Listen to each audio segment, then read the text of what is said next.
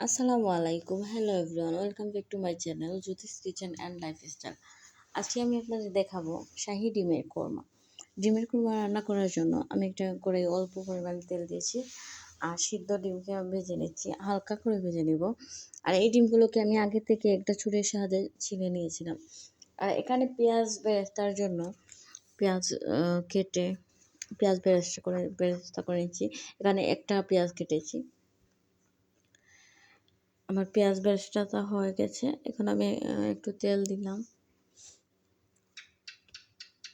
রসুন দিলাম 1 চামচের মতো,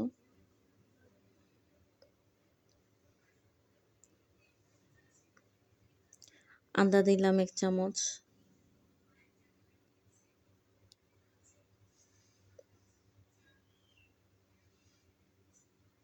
দালচিনি, এলাচ, গোলমরিচ।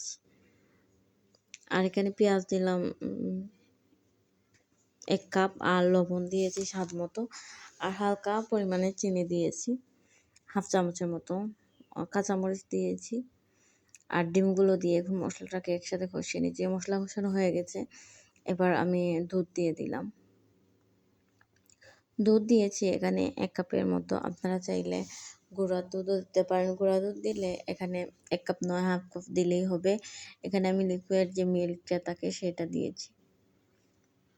আর আপনারা চাইলে এটাতে টক দই অ্যাড করতে পারেন, বাট আমি টক দই এখানে দেইনি।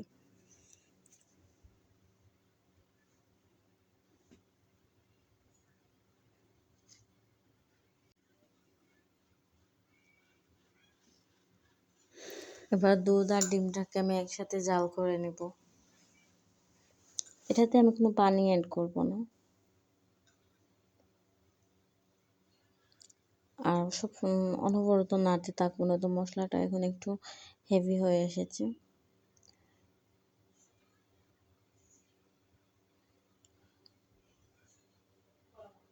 না নাড়লে দেখা যাবে যে পরে তলানিতে ধরে গেছে।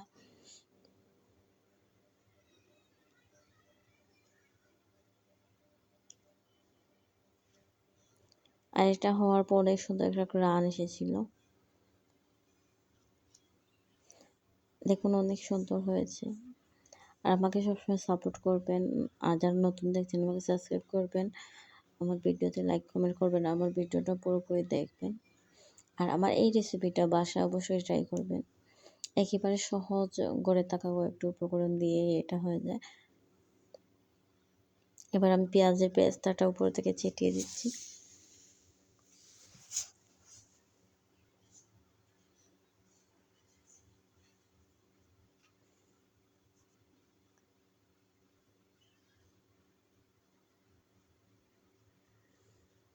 হয়ে গেল আমার ডিমের কোরমা।